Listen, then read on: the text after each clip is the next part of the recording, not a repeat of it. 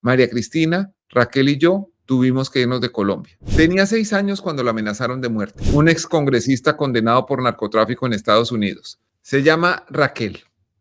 Tenía 6 años cuando la amenazaron de muerte. A través del miedo querían silenciar mi trabajo. Llamaron varias veces para decirme en medio de las peores groserías que nos la devolverían en pedazos.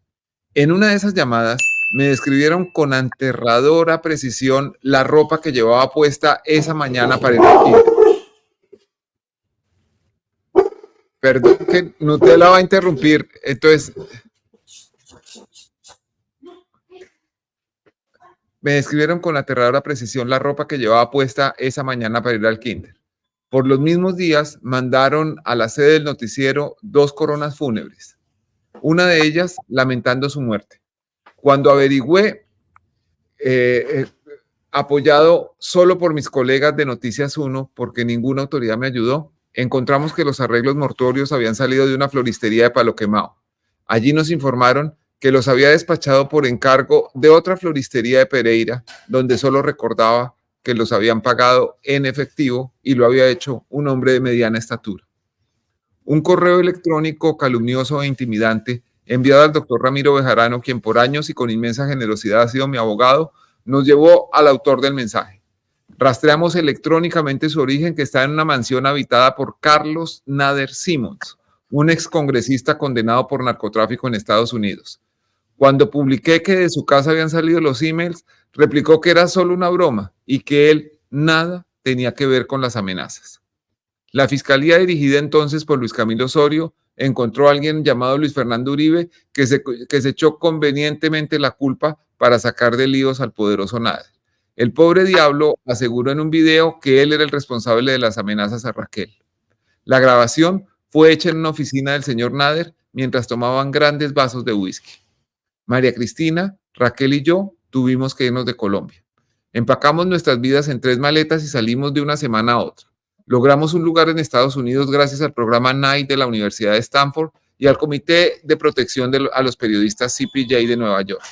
Raquel llegó a California sin hablar una palabra de inglés, pero antes de 3 meses estaba en el grupo de niños avanzados en el idioma. Pronto empezó a mostrarnos que era capaz de encontrar algo bueno incluso en las peores adversidades. Allí en California nació nuestro hijo menor, Rafael, la mejor prueba de que el exilio también fue una bendición para nosotros. Un tiempo después, cuando recién había cumplido 16 años, Raquel fue diagnosticada con leucemia. El doctor Guillermo de Angulo, oncólogo del Hospital de Niños de Miami, asumió su caso desde el comienzo y nos prometió que haría todo lo que estuviera a su alcance porque el primer día fuera el peor de todos. En todo acertado el doctor, menos en eso. El tratamiento fue durísimo. Varias veces perdimos la esperanza y la volvimos a encontrar gracias al médico y al ánimo batallador de ella. Si se sumaran las noches que Raquel pasó en el hospital, serían casi 4 meses que, sin embargo, no lograron doblegarla. En medio del devastador malestar producido por la quimioterapia, trataba de cantar, leer, pintar y pensar cómo ayudar a otras personas. Cuando se quedó calva, se inventó, junto con María Restrepo, su mejor amiga, una campaña para alegrar a las niñas con cáncer. Se llamó Bald is Beautiful, la calvicie es bella, y entregó cientos de muñecas sin pelo para animar a pequeñas pacientes en Estados Unidos y en Colombia, donde la campaña surgió con fuerza enorme gracias al apoyo de Julio Sánchez Cristo. No todas las niñas sobrevivieron, pero muchas tuvieron un instante feliz en medio de la enfermedad. Raquel poco a poco se recuperó. 3 años después pudo terminar su secundaria. Se presentó y fue admitida en la Universidad de Harvard. Cuando iba por la mitad de su carrera, la eligieron presidenta de The Harvard Crimson, el periódico universitario más antiguo de Estados Unidos. Ella es la única persona hispana que ha ocupado esa posición en 150 años de historia. Un lugar en el que han estado, entre otros, los presidentes de Estados Unidos Franklin Delano Roosevelt y John F. Kennedy, además del actual director de The New York Times, Joe Kahn. Los padres tendemos a magnificar los logros de nuestros hijos, pero algún mérito debió tener su llegada a esa posición porque fue destacada, entre otros medios, por The Washington Post, la prestigiosa radio pública NPR y la cadena NBC. Raquel terminó su presidencia el 31 de diciembre de 2022 después de publicar investigaciones como la historia olvidada de los esclavos de la universidad, dirigir el rediseño de la publicación y dar pasos definitivos para su transformación al mundo digital. 4 días después, el martes 4 de enero de 2023, recibimos la terrible noticia de que la leucemia había vuelto. El pronóstico inicial no fue optimista. Sin embargo, otra vez, con el apoyo del doctor de Angulo, viene recuperándose. Este jueves se graduó. Habría podido ser simplemente un merecido día feliz, pero Raquel decidió publicar justo ese día una columna para The Crimson que no deja contento a nadie. Ustedes pueden leerla aquí, búsquenla en la página de los Danieles, ahí hay un vínculo donde se puede leer, porque no pienso agregar una palabra. Con su escrito deja claro que el deber de opinar con honestidad está por encima de la conveniencia. Ella ha llegado hasta aquí venciendo 3 veces la muerte, de manera que con un poco de suerte y de salud va a llegar a donde quiera.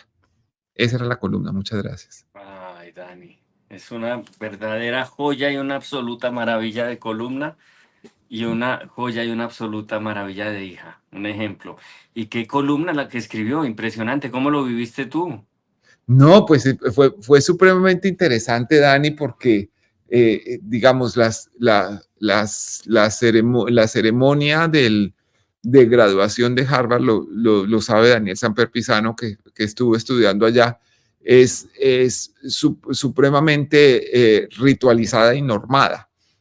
Da paso al principio de la ceremonia el sheriff del condado de Middlesex, que se viste a la usanza del siglo XVIII y con un bastón de mando golpea 3 veces el piso para decir que están abiertos los ejercicios de la mañana. Después, los estudiantes graduandos entran en una procesión que es muy solemne a ocupar sus lugares detrás de los maestros y detrás de los doctores, en una fila muy jerarquizada. Pues bien, cuando eso estaba pasando, empezó a pasar por encima de la universidad una avioneta que iba jalando las banderas de Estados Unidos y de Israel. Y al mismo tiempo empezó una manifestación de estudiantes que gritaban, déjenlos caminar, let them walk. ¿Por qué pasaba esto? La universidad decidió negarle el grado a 3 estudiantes por haber participado en los campamentos de protesta contra Israel y a favor de Palestina. Y Raquel escribe su columna justamente diciendo que es un gesto de intolerancia, porque independientemente de que alguien esté de acuerdo o en desacuerdo con ellos habían ejercido el derecho a protestar pacíficamente y le pide a sus compañeros que se fijen en su alrededor sobre esos puestos vacíos, sobre esos 3 estudiantes que no están. En eso consiste la columna. Entonces, empieza esta marcha, empiezan a decir let them walk y toda los padres que estábamos asistiendo a esto un poco desconcertados, bueno, un poco desconcertados la mayoría, pero algunos sabíamos lo que estaba pasando. Detrás de la tarima en la que estaba el presidente de la universidad encabezando la ceremonia, se descolgó una pancarta de un edificio que decía todos los ojos deben estar puestos en Gaza.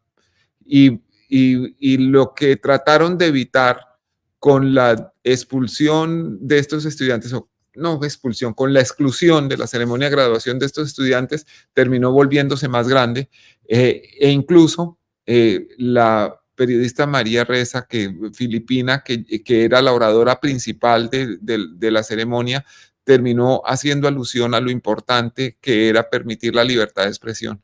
Entonces, ¿qué concluye Raquel en su columna? Justamente que la universidad, que ha sido por siglos defensora de la libertad de expresión, de la libertad de cátedra y de la libertad de prensa, terminó tomando una decisión con poco criterio, exhibiendo un poco juicio, prohibiéndole a estos estudiantes que se graduaran exclusivamente porque habían ejercido su libertad de expresión.